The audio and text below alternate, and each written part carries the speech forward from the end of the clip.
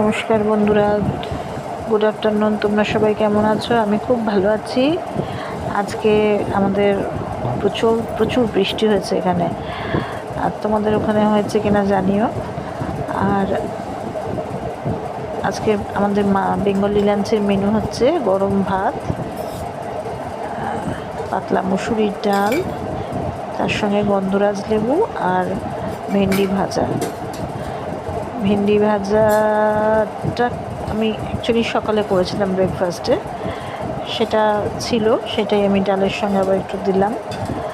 আর তার সঙ্গে চিকেন কষা করেছি আর আমের টক করেছি। ব্যাস কমপ্লিট আজকে আমার লাঞ্চ। বন্ধুরা, তোমরা খেয়াল করে দেখবে আমি কখনো পাতে নুন দিই না। নুনটা কেন দিই না,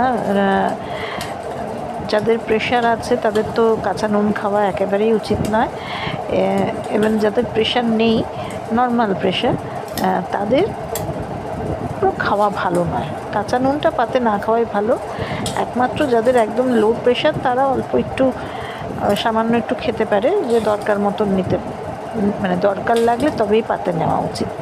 নুন পাতে নিয়ে মেখে ভাতের সঙ্গে খাওয়াটা ঠিক না।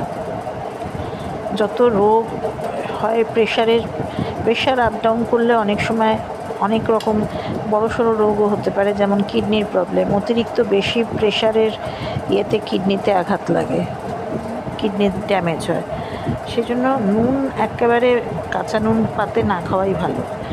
আমি অন্তত কোনো দিনও খাই না। আমি ছোটোর থেকেই আমার এটা অভ্যাস, এবং আমি আমার বাড়ির লোকেদেরকেও সেটাই অভ্যেস করিয়ে দিয়েছি।